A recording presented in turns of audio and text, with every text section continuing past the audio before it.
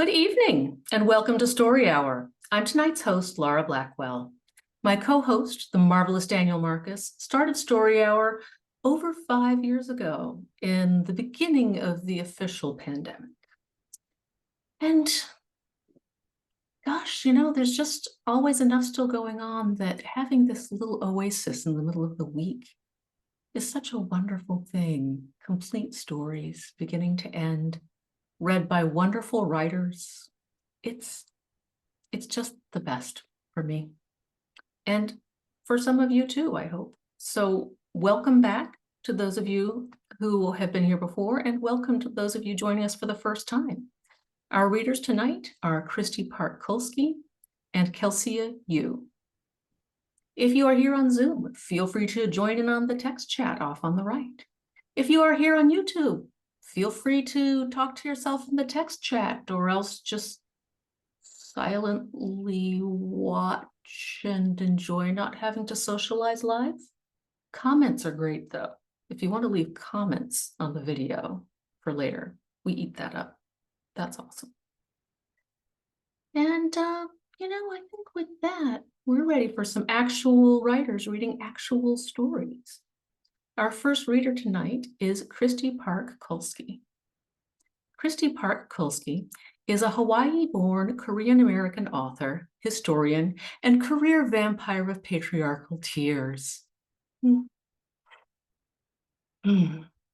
Channeling a lifelong obsession with history and the morose, she's managed to birth the Gothic horror novel Fairest Flesh, a novella, House of Pangsu, and is the editor of the Asian diaspora folk horror anthology Silk and Sinew, which is, she was too modest to put in there, but I can tell you, awesome. She bartered 9 years of her life to the US Navy and Air Force for food, and later taught college history. Trapped by a force field, she currently resides in the woods of Northeast Ohio, where she probably brews potions and talks to ghosts. Follow her on Blue Sky at garnetonwinter.bsky.social or garnetonwinter.com. Kristy Park Kulski, welcome back. It's so great to see you. Thank you. It's so awesome to be here again. Thanks for having me back. I think I did okay last time, so I got to come back. That's good. Yep, we like you. Yeah. So great to see you. And I understand you have 2 stories for us tonight. I do. So I think I will start. It's funny because there's an ocean theme on the second story. I think last time when I read it was an ocean theme, but I'm going to start first with a story from Nightmare Magazine. This is in 2021 that it came out. It's called An Arrangement of Moss and Dirt. Ooh, that sounds like fun. Now, one question, are there any content warnings for anyone who may be sensitive? Yeah, so I would definitely say terminal illness, okay? So that's okay. And you're That's sensitive a big too. one. You might want to skip this one. All right, thank you. Please read. I have spent a lifetime in front of this window, mortality seeping out in waves of nausea and lost weight. And there she is, just beyond the grime-cornered glass, in the yard, playing like all children should. I almost tapped to get her attention, to give a weak wave of longing and vanish time, but I only watch her move through the grass and tree trunks, hair blown by the breeze. From the moment Nari was born, she fit into the mold of my arm, the nook that I had unwittingly grown for her, a fleshy cradle of her very own, as is the way of motherhood. She is laughing, playing some game with the neighbor. I too want to play, but my limbs are heavy and I am drowning, huddling into the spools of veins and nerve endings of my existence. She flies, my Nari, like a hawk. I want to tell her all these things, to tell her that I am sorry, that I'm sick, and more importantly, that she is free, that she is the color of life for me.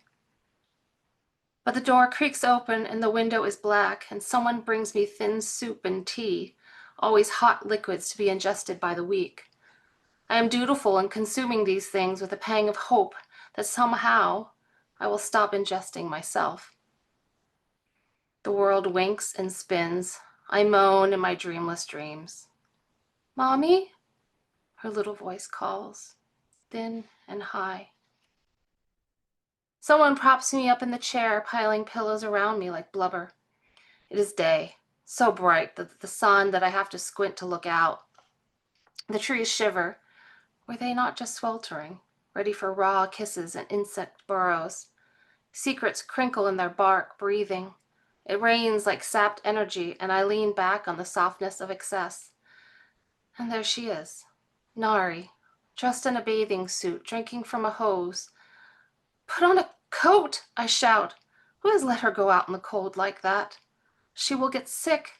Get a coat, I rail at my daughter, angry. Startled, she looks through the window, stopping in mid-smile. Someone throws a blanket over me, and the window disappears into plaid and wool, and I'm fighting to get out. Threaded coats of long dead sheep try to slither down my throat, quilting over my brain, straightening the gray crinkles of everything I know. Hand soup escaping the aluminum air. Nari comes to see me, tiptoeing into my room, her worry held out before her like an offering. Come now, girl, you can't fret me better. The flowers of her love droop, and I hate myself for saying that. Nari, I meant for you to live and stop thinking of me. I meant for you to hunt and soar. Feathers are power, not jewelry. Don't worry, I say, but the void can't be filled. She pats my hand, small fingers like baby spiders tapping out the first moments outside the jelly of their sacks. I have a plan. Don't worry, she says back to me. And she's gone before I can wonder what those words would mean. The two trees stick out of the ground like a pair of legs, edging the yard, blocking a beyond world. They know they are the edge of my existence, and those trees waggle themselves, bragging at how their needles grow even in the cold. I haven't seen the neighbor out playing. But Nari's there, walking toward the pines, a stick in hand. She shouts, holding the deadwood up high. What game is she playing? Her eyes are fixed on the obscene opening between the trees. Her eyes are wide, and she seems so utterly alone. And that's what illness does. It leaves the sick and their loved ones on unreachable islands, they who are suffering at the sight of another's pain, padding quietly from the room, promising to let their dear one rest. Yet they never really leave the room. A part of them stays there, a pulling worry. Nari shouldn't have to live like this. She shouldn't have to have a mother who can only sleep, rising only to stare at her forlornly through the window. And yet here we are, a little girl all alone, forever locked in a sick room. She's out there in the yard, and she is afraid. The snip of scissors too close to my ear makes me stir, but my eyelids won't cooperate, won't open to see what's happening. The shafts are snapping between the cruelty of the blades of metal closing on each other, severing the threads. Nari smells like pine needles and candy. I want to hold her close, but my limbs won't listen any more than my eyelids. She emits a soft sniffle, and I can see, without seeing, how she draws up her sleeve to wipe her nose. Singun Molvik Halmashaldish, her little girl voice says. I murmur, trying to form the words of a question. Nari continues, her voice a jumble of consonants clanging against open vowels. She doesn't notice, or chooses not to respond to my own nonsense, continuing with hers. Rubber soles smack against the wood floor as she runs into the hallway, like a child ready for a game. Nausea cripples me, and I retch, my body stretching to pull whatever poison that sickens it up from my feet. The only thing it achieves is a dribble of soup, rancid with stomach acid. An animal shrieks outside my window in the darkness. Some poor creature caught by the hunt of another, and by the sound, it's not a quick death, but a hard and sharp, the kind of death that erases the way a thing may have lived. Soon I am begging along with it for the end to come, because the sounds are the same thing gurgling in my own throat. The soup that I regurgitated has stiffened on the blanket, a rough, smelly patch of my humanity. I want to add to the collection, but there is nothing left for me to throw up. Even my tears are dry. The wind slashes through the trees. The tops of them try to bend, making big shows of deference. But that wind wants more. I wonder what they did to deserve being punished so.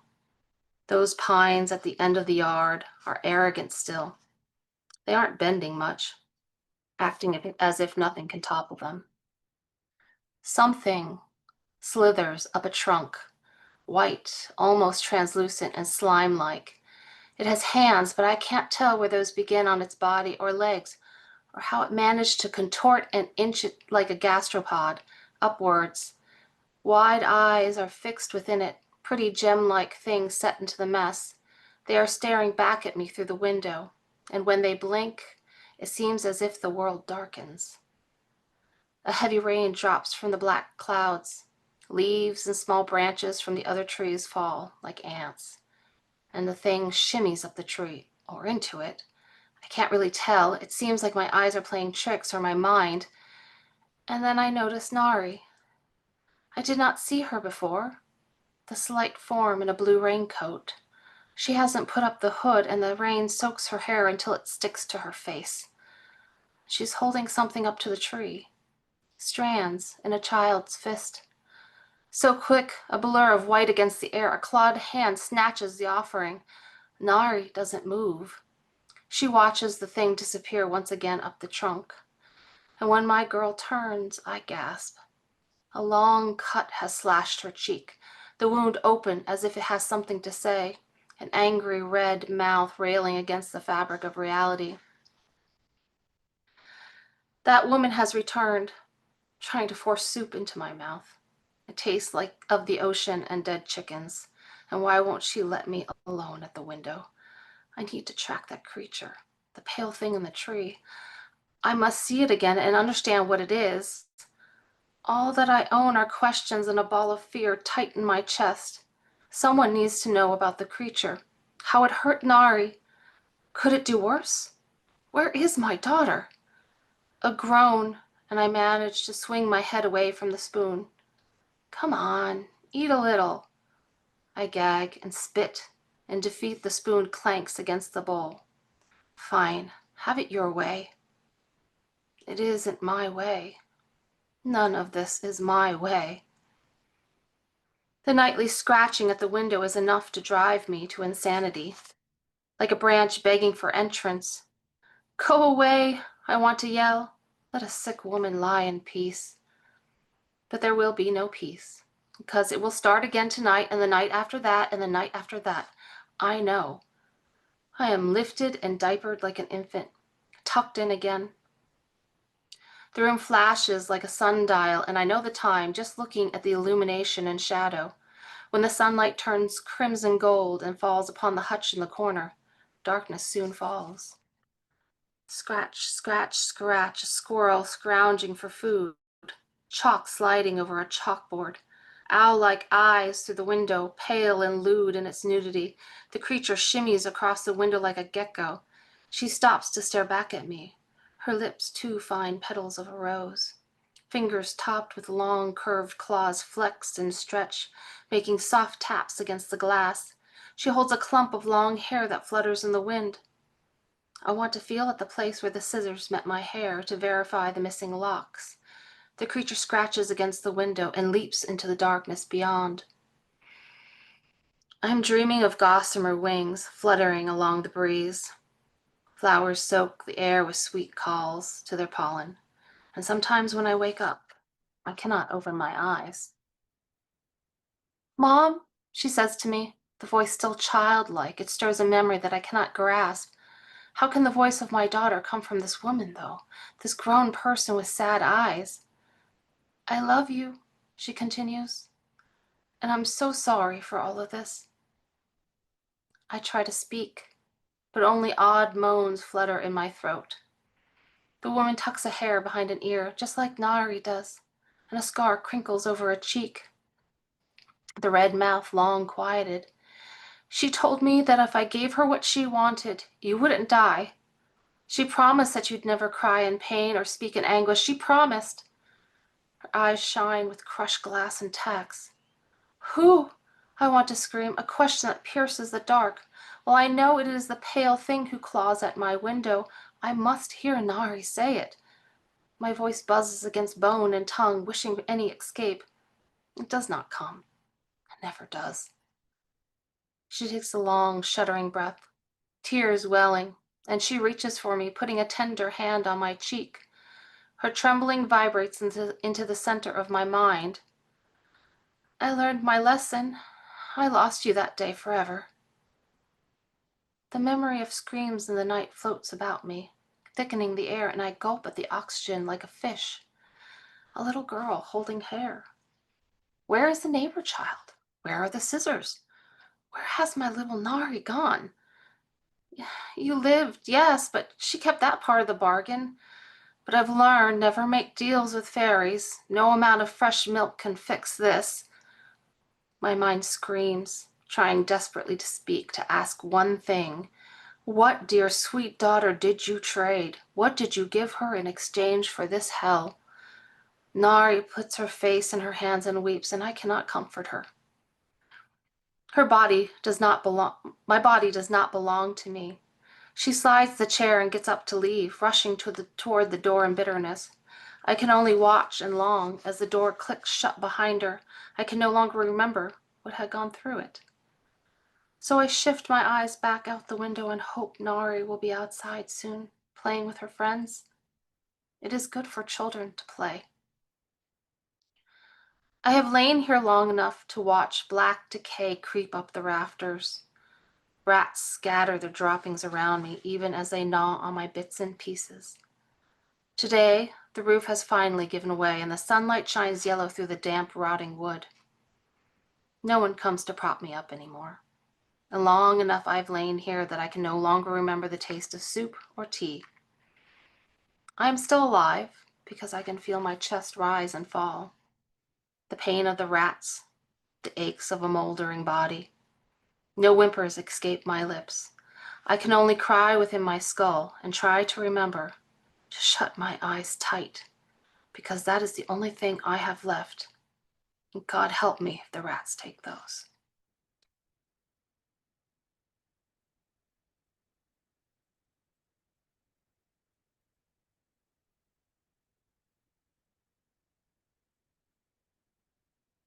Wow, that was intense. Yeah, gotta try to start with that one. All right, let's have another one. All right. So this one is from Chromophobia. And there should be content warning regarding suicide and some body horror. All right. This is called From These Cold Murky Depths. Let me take a drink of water first.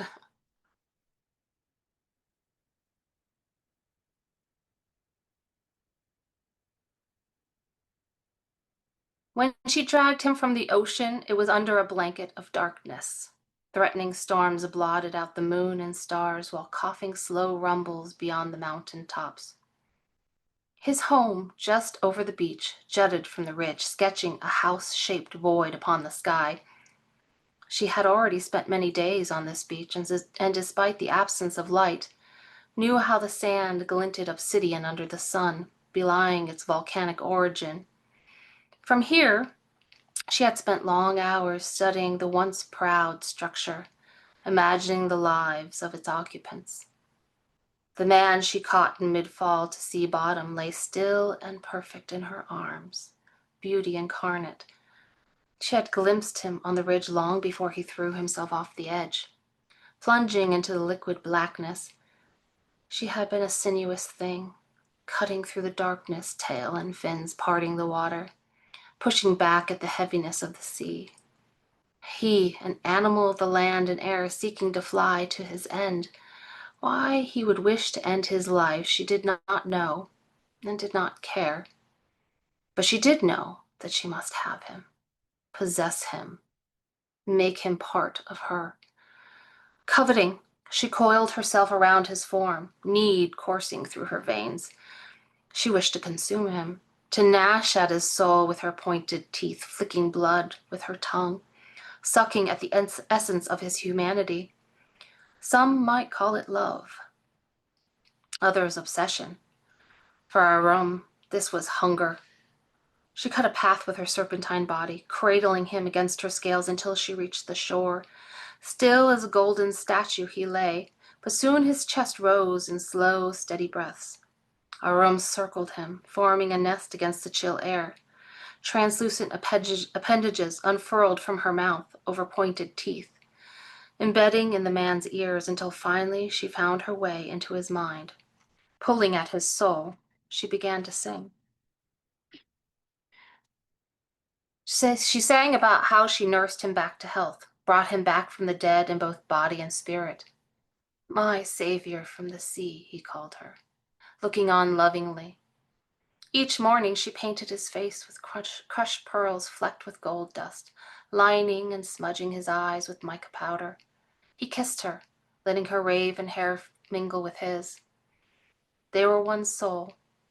When Arum finally came back to herself, her lips stained with his blood, she grew even more feverish, intoxicated with him, and had to force herself to slow down so she did not consume all of him too quickly.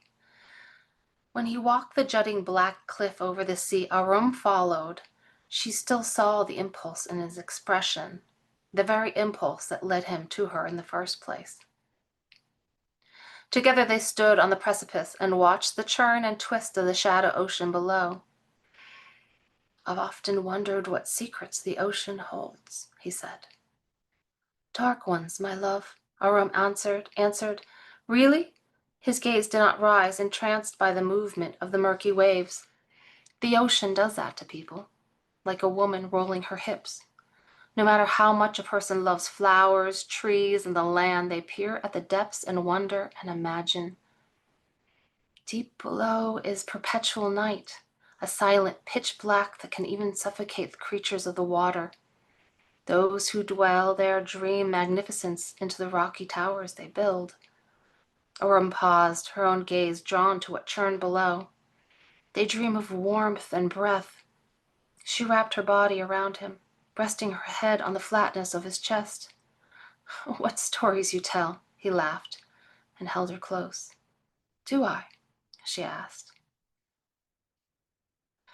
He shifted on the sand, and Arum sank herself deeper into his mind, keeping him stunned and in her thrall. There was more to give, to share together. Hush, she hissed, and he stilled, and so the song went on. They wed, right there on that rock, with only the sea as a witness.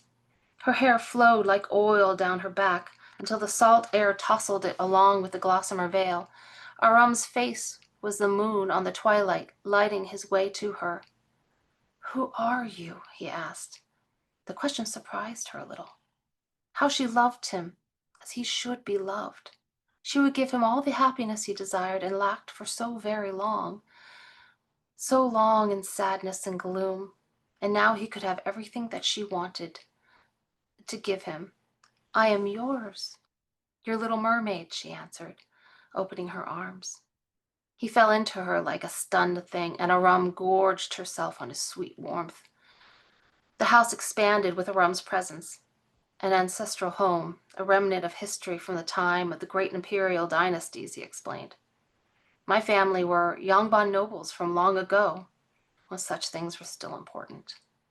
We are no longer important, and this place knows it. The house seemed to suck in the sea air, in a wordless agreement. He led her up the stairs chiseled from volcanic rock, though now crumbling in many places. Black tiles overlapped the roof, taking on a perpetual look of wetness. Long beamed eaves constructed from driftwood jutted well over the edges of the stone wall. 2 heavy doors adorned with rusting iron rings guarded the entrance. These he pulled and they swung open, with low complaints like old men grumbling. Taking Arum's pale hand in his alabaster one, he pulled her through the ancient doorframe into a courtyard lined with marble paving stones. In the large gaps, a moss-like plant sprouted in sparse patches, cutting forth tiny crimson leaves.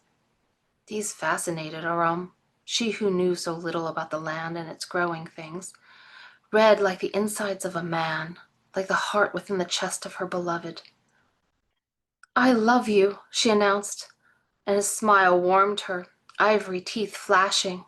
"And I love you," he answered simply. Yet, he paused. As soot-colored clouds rolled overhead, he whirled to face her, holding out his arms as if to present the estate as a gift. "All of this," he said, pearl-painted face suddenly downcast and moody, "is for nothing." "Surely it's not for nothing, my love," Aram soothed, bringing her body to him, the thing she used to keep him calm, distracted, and to keep him hers. He pushed gently away. "It is. This place crumbles because I am the last, the only one left of my family." "What sorrow, what tragedy," Aram murmured, placing a hand on a driftwood beam. His hair fell over an eye, giving the impression of a growing crack in a marble statue. "What if," Aram let her eyes dance with excitement, "you weren't the last? What if you were to have children?" Raising his head, face filled with wonder, smudged eyes heavy with the idea. "I never thought." He let out a long sigh filled with longing, and Aram pressed her mouth to his, swallowing first his words and then his hopes and desires, pulling these into the pit of herself, to her shimmering center where the seedlings began to grow. So she gave him children, a single boy and a single girl. It didn't matter that they had been tickled and brought forth like seaweed pods, from things not unlike spores. Aram constructed them with the golden threads of his sanity, pulling at the seams in the gray matter of his mind. She pushed them out with great gasps, letting them fall into the world of the twilight. His joy at the sight of them, she lapped up like crimson syrup. Each blank-eyed child never cried or insisted on anything at all. They emerged raven-haired and bloodless, with eyes of darkness, lacking pupils. The full black shine of their sight spoke of something more, of their soullessness, how their offspring were by nature empty. Enchanted, he never took note, taking the child's lack of complaint and noise as contentedness, and by extension, he grew content as well. No more did he go to the cliff and stare at the sea. No more did he wonder what lay below those cold waves. He lit candles and held the soft swaddled bundles and didn't ask how these beautiful creatures never ate or dirtied themselves. He danced with the children in his arms. As they grew, Aram dressed them in silk and lace, bows on the girls' dresses and bows at the neck of the boys' collared shirts. The four of them moved only by candlelight, like the secret things they were, soundless across the driftwood floors. Four shadows flickering in the soft darkness. The children listened as he read them stories, and Aram showed them the wonders of spiders in their webs. "My love," he said, "I am truly happy. I have all that I could have ever hoped." "Sweet nectar," his words showered over her, and she beamed at him. "As am I. So very happy." Her giddiness made her pull too hard, golden strands unraveling much too quickly. Aram drank too deep. Something within his eyes changed, focused, and then the world crumbled and began to slip through her fingers. The ocean made no noise, suddenly as mute as the children, and the house melted like a sooty candle. His eyes widened in surprise and then confusion, looking around as if suddenly seeing with new eyes. Then his face darkened when he looked at Aram, no longer the joyful visage of a man in love. "Who are you?" he asked. Still, Aram remained calm. She had him in her thrall. This bond they shared could not be so easily pushed aside for such cold realities. "Remind him of what you give." "Why, I am your savior from the sea, your little mermaid." Slowly his eyes mellowed and warmed. "My little mermaid," he nodded to himself. "Ah, my sweet one, sing to me again." Bittersweet. She knew that the time had come to finish this, but even that, the finality, didn't need to go quickly. The sand shifted under his form and he stirred, the sun only a distant promise on the horizon. Aram's serpentine body cracked open from jaw to tail, the midnight of her scales pulling back so the great jelly-like pouch slipped out, blanketing him with its digestive juices. He shook just a little as her translucent appendages probed deeper into his mind. She wanted more. Everything he was and could be. His beauty made Aram weak, made her slow down the process to make this life with him last longer. After all, it was her gift to him, the lovely thing she could give. She continued to sing into his mind, even as it melted to her touch. Give him a song ending worth her devotion. The children crowded him. Shall we take a walk together, my love? Aram asked, letting the soft black curls fall about her face. He stared at her for a moment, a smile growing on his lips. How did I find someone so beautiful to share my life with? Aram laughed in the candlelight. How lucky I am to have found you in the sea, to make you all mine for always. She extended an alabaster arm, lithe and poreless. You are a goddess, he said, taking it and kissing her hand.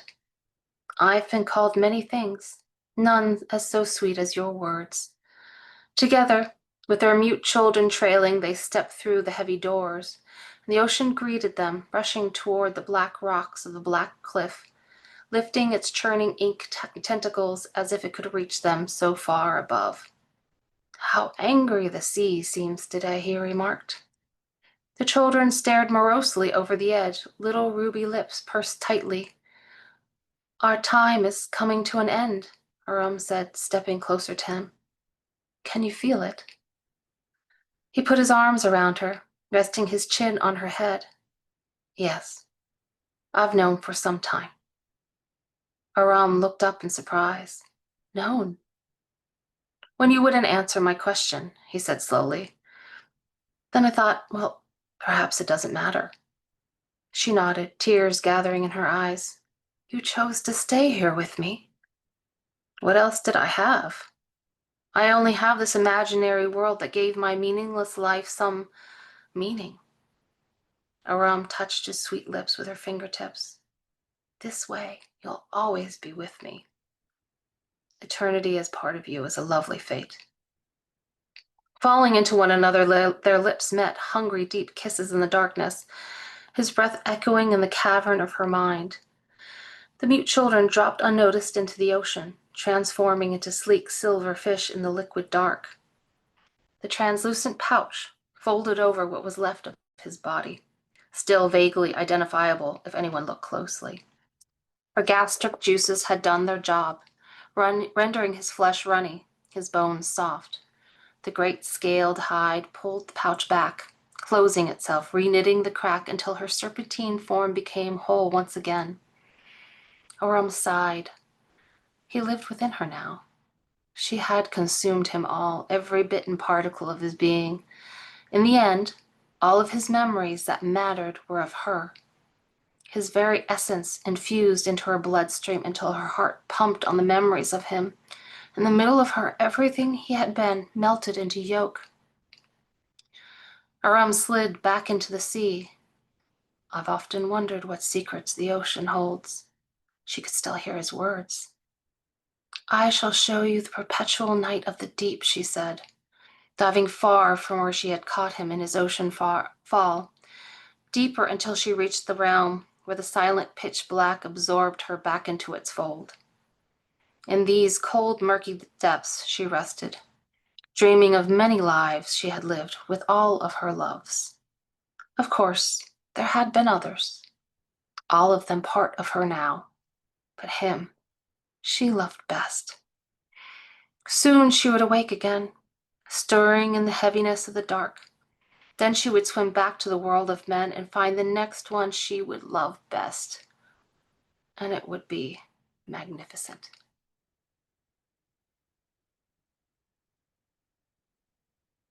And that's it.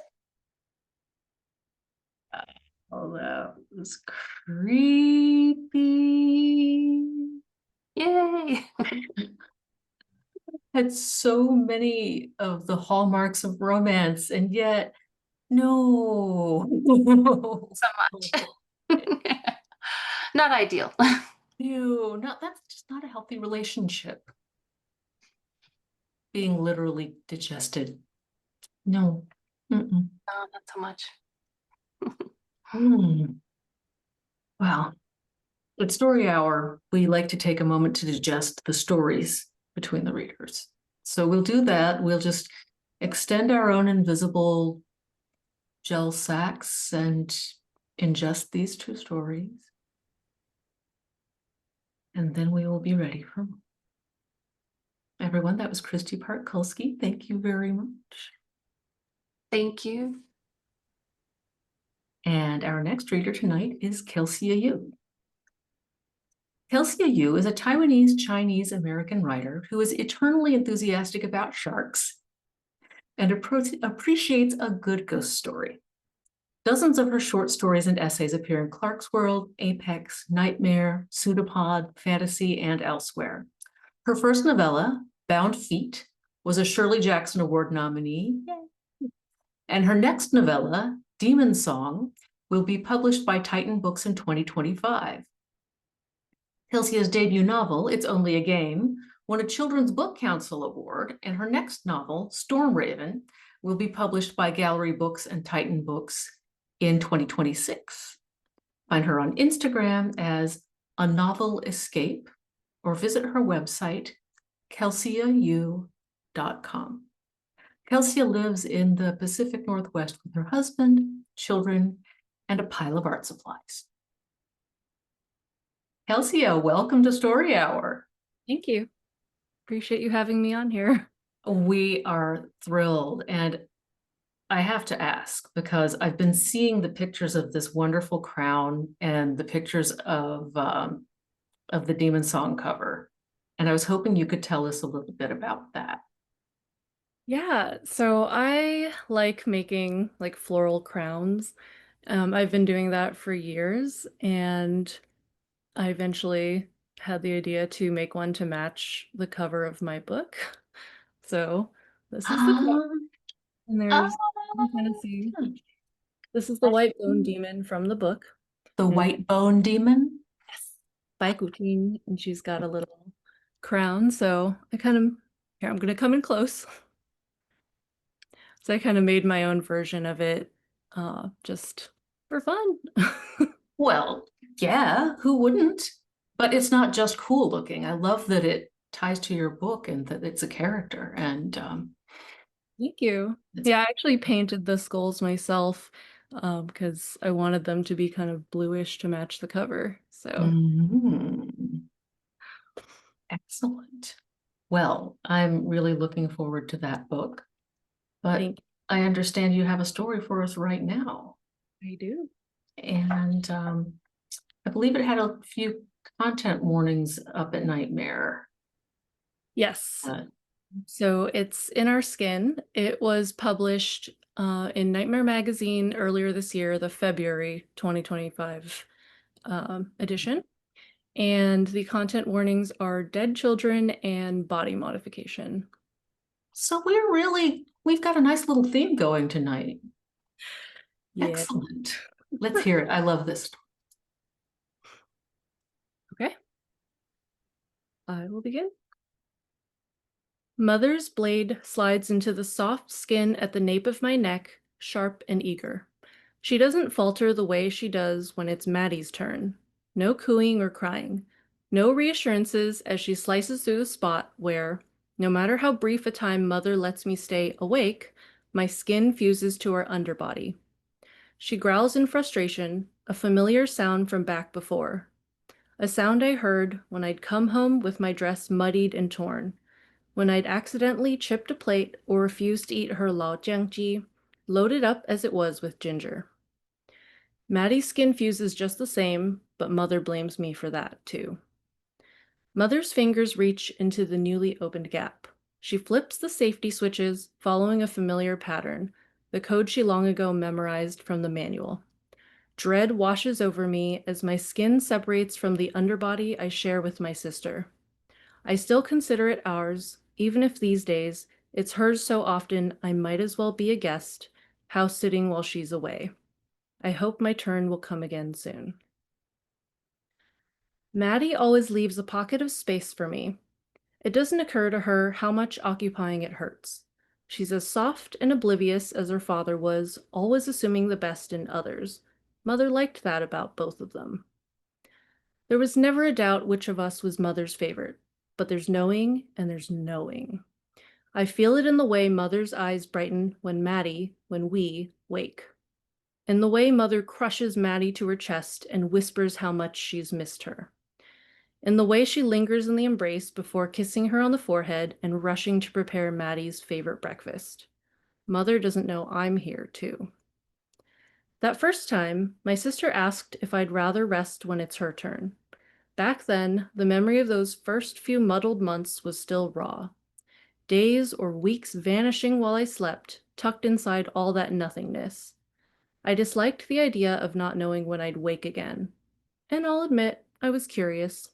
I wanted to know what it was like to be Maddie. So I told her I'd like to stay, to perch like a budgie sitting on her shoulder. Said the perspective would bring us closer, which made her laugh.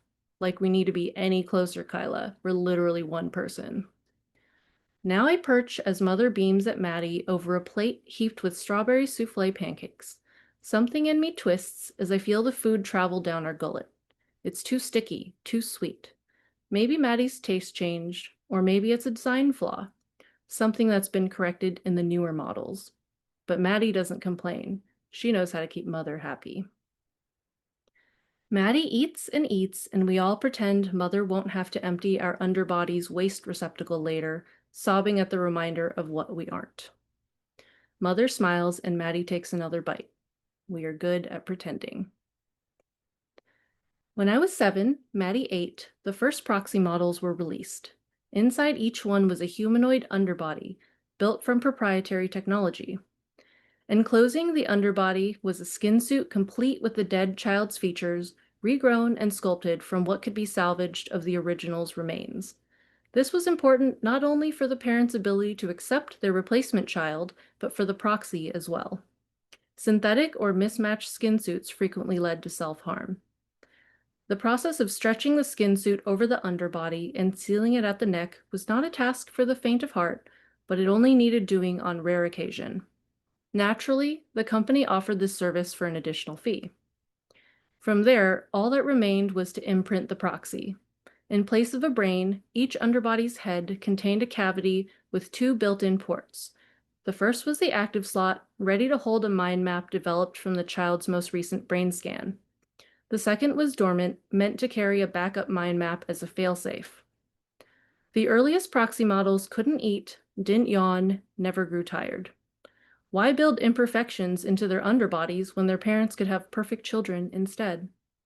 But they rubbed people wrong. No one liked waking to their child standing unmoving by their bed, watching them sleep. And it was harder to pretend with a kid who never asked for a snack, never had a bite of supper. Several proxy children were killed by their parents before anything changed. One mother had featured in their ad campaign, her tearful reunion with her murdered daughter on display for all the world to see. We all watched as technicians connected the proxy girl's mind map to her new body. There was a brief memory gap, but that was for the best. She would remember nothing of her time with the carnival killer. 4 months later, that mother was found sobbing over her new child's body, now a twisted mess of circuits and cut-up skin and all the things that form a proxy's underbody. As reporters descended upon the scene, clamoring for a comment, she kept whispering the same 4 words. She's not my Amy. This time, Maddie is awake for 16 days before her functionality begins to deteriorate. At dinner, a fork slipped through her fingers, clattering to the ground. The next morning, she forgets the word water. Mother's lips pull tight, her shoulders tense. We all know what this means. Mother is extra gentle with Maddie as she tucks her into bed. Rest up, darling. I'm so tired, Maddie yawns. Most of what Maddie feels pulses through our connection, just enough to give me a taste. But I don't feel Maddie's exhaustion tonight. She seems alert, tense, though she has no reason to be. It must be our link. Sometimes it's fuzzy. Is everything okay? I ask. Everything is as it's meant to be. Let's go to sleep, Kyla. As her eyes close, I mull over her words, wondering what I'm to make of them. When I wake in my own skin again, Mother's eyes carry no tears, no welcoming warmth, only a hardness to go with her pursed lips and bitter sigh. I sit silent at the table, watching her eat. She makes no effort at conversation, and neither do I. Part of me longs to be back in Maddie's skin. It's lonely in mine. I've never reciprocated Maddie's invitation to perch. The rest of me takes pleasure in Mother's unhappiness, basks in the way she must care for me in order to care for Maddie. Mother always said I was a spiteful little thing, and I suppose she was right. From what I've gathered, in the early days, Mother tried to keep Maddie awake all the time. But the only underbody Mother could get her hands on, I shudder to think what she must have done to acquire even this model, was an obsolete version. Its flaws quickly became apparent. Each time Maddie was awake for too long, she would begin to glitch. The only thing that seemed to refresh Maddie was switching her for me, letting me care for her underbody so it did not waste away while she rested. For once, Mother found me useful. It is the anniversary of the accident. Mother does not look at me, does not speak to me. She leaves me to my own thoughts as she locks herself into the bathroom and draws a bath. I sit outside the door and listen to the water run. Listen to the squeak of the faucet as the water shuts off. Listen to her sob for all that she's lost. Then I tiptoe to the living room to look at the photograph. Without Mother's watchful gaze, I dare to drag over a chair, to climb up and pull it off the high shelf that serves as a shrine. Holding it tight, I return to the room Maddie and I have always shared. I sit on my bed and look. In the photo, Father has an arm slung around Maddie's shoulder. The two of them sport bright swim gear and matching grins. Behind them, seagulls swoop above a crashing wave. I am there too, a fuzzy shape in the background. No matter how much I stare, I cannot make out my expression, but if I could, I know what I'd see. My gaze draws down to Maddie's feet, and I draw in a sharp breath at the sight of her fuchsia swim shoes, the ones they used to identify her when her severed foot washed up later, ankle-bearing tooth marks from hungry creatures. The ocean never returned any of Father. I study the waves, try to guess at the exact location of the undertow that drew Maddie in, the one that drowned my sister, then my father when he tried to save her. I know I should put the photograph back before Mother finds me, but I can't. I miss them too much. I hug them to my chest and lay down, closing my eyes, wishing I could still produce tears to soak my pillowcase. This time, Mother lets me stay awake longer.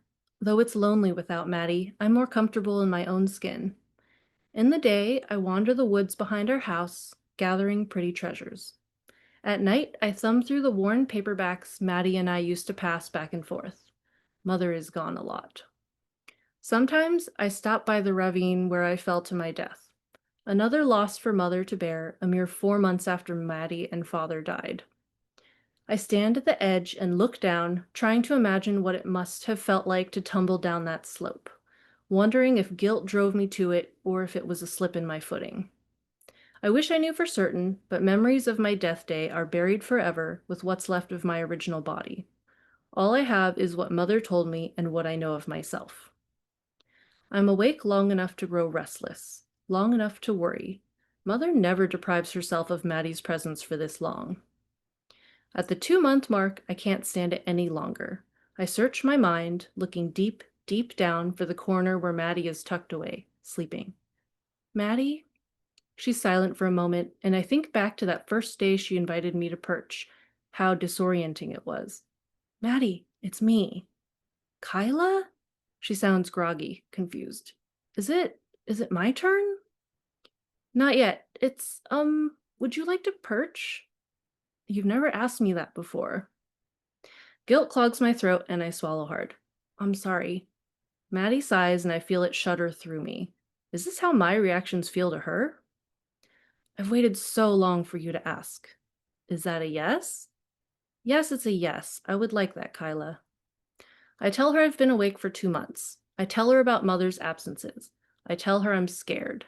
Maddie listens, and then we plan. Maddie, darling, I missed you so much. Mother is teary-eyed as she combs her fingers through Maddie's hair. Kyla said something felt wrong, like she'd been awake too long. She said she was sure you were somehow there, trying to wake, to come back to me. Was she telling the truth? At this reminder that Mother doesn't trust my word, a wave of resentment washes over me. I wonder how much of it Maddie can feel.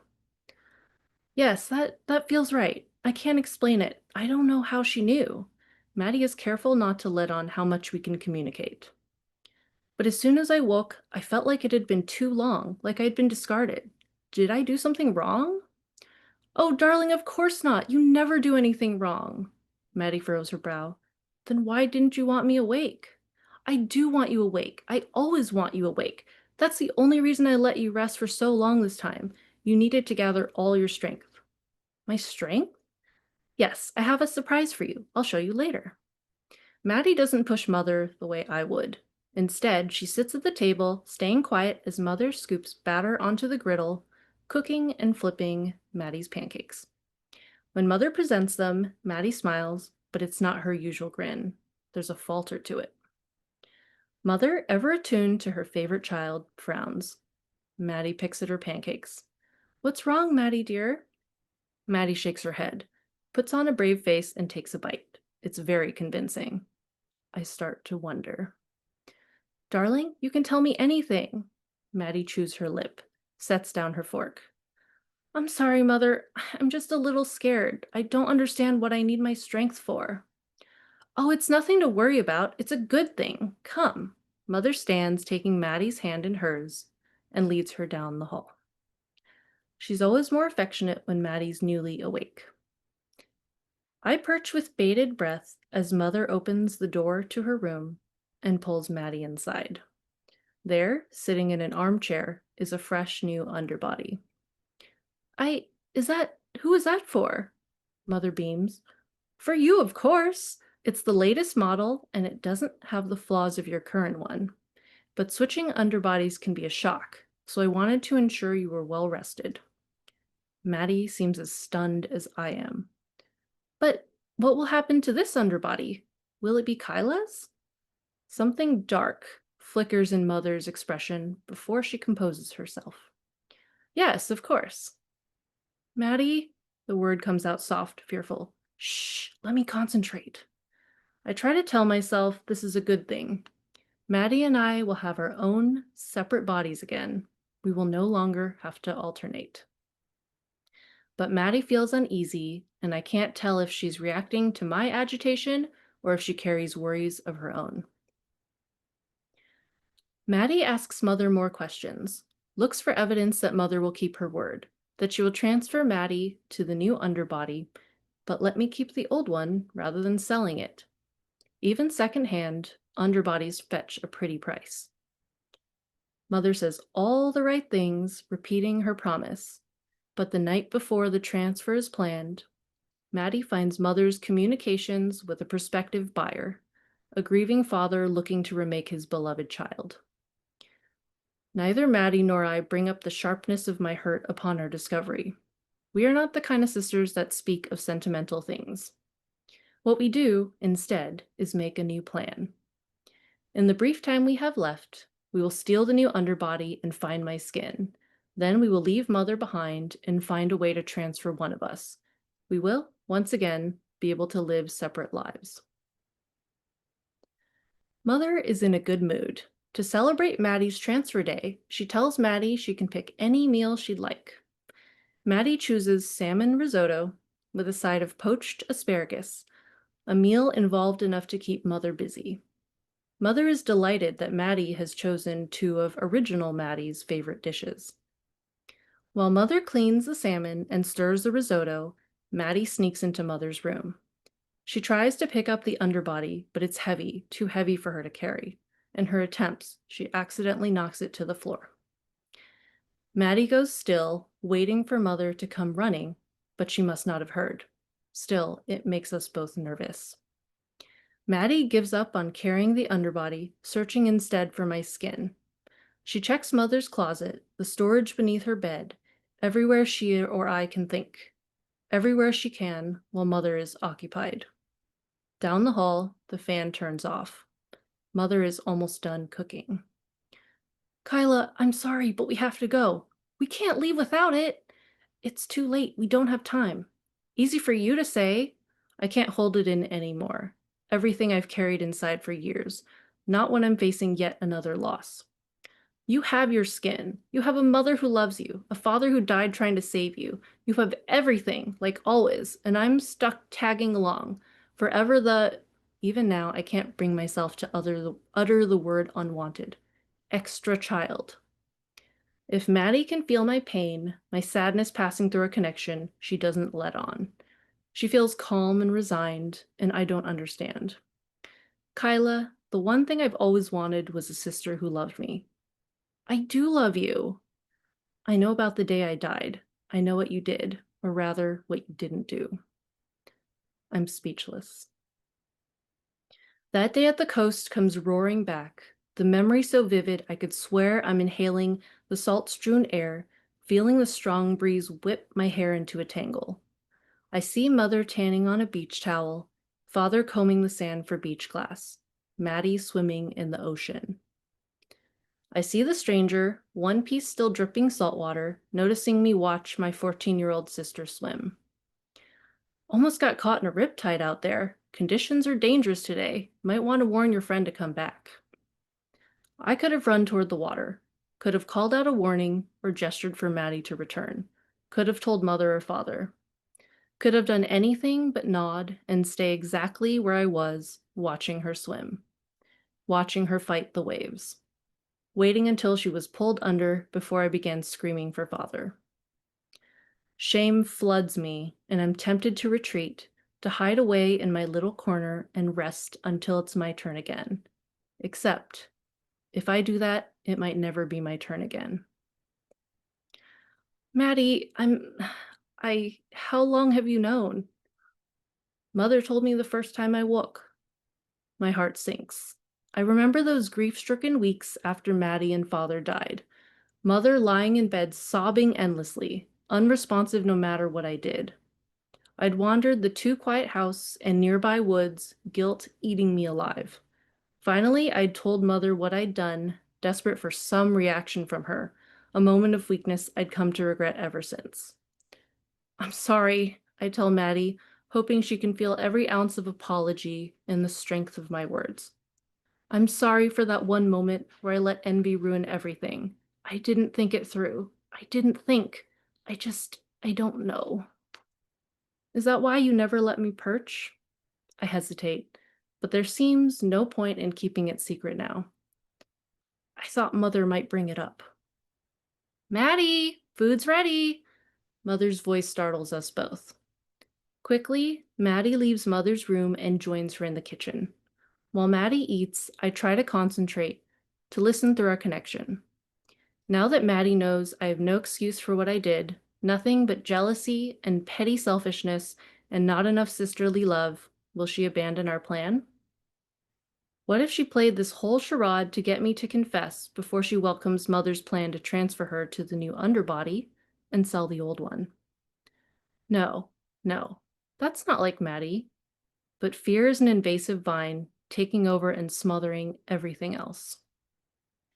When Maddie's done, Mother clears the plates and begins washing up. Maddie retreats to our room.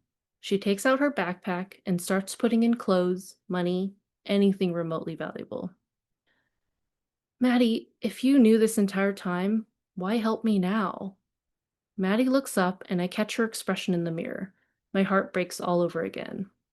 I wait for her to tell me she loves me, that it's what sisters do for each other. Instead, she bites her lower lip. Do you know what happened to you? You mean, how you died. I fell down a ravine. Kyla, Maddie pauses. Do you remember those first few days I was, new me? Maybe? My memory of that time is fuzzy. Mother wasn't speaking to me at all then. There really was a glitch back in the beginning. What do you mean back in the beginning? There's still a glitch. I think back to Maddie telling Mother she's tired, forgetting the word for water. All the signs that she needed to rest. Those little missteps I was glad to see because it meant my turn was coming up. Oh.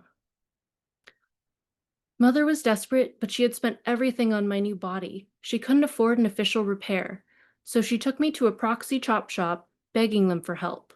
They knew of this model's flaw, and they showed her how to hack together a fix, how two people can inhabit one underbody by replacing the backup mind map with that of a separate person, preferably someone of similar age and build. How a second skin can care for the shared underbody while the first recovers. I wish I was the one in control of our body right now. I wish I could dig my nails into my skin hard enough to draw blood. I wish I could run outside and scream into the night, because I don't want to know what she's about to tell me. Kyla, you didn't die in a ravine. Every word Maddie speaks is a knife to the heart. Mother sacrificed you to save me. Sacrificed. I tremble as the implication of her words hit me. Why are you telling me this? My words are soft and uncertain. I was so upset with you at first, Kyla. I was hurt, betrayed, but I've had a lot of time to think. And I started to wonder why Mother told me what you did first thing. Why she chose to hurt me. How she's driven so many wedges between us. How she killed you to save me. And I couldn't blame you anymore. Not for one moment of jealousy, not for anything. You and I are not the poison. We don't have to be. Maddie zips up the backpack and slings it over one shoulder. That's easy to say now, I tell her, but you'll get tired of me always tagging along. If we can't find my skin, can't bring your new underbody, you'll be stuck with me forever. No, sis, Maddie says as she unlatches our window and pushes it up, letting in the cool night air. You'll be stuck with me. She climbs out the window, and together we step out into the unknown. That's it.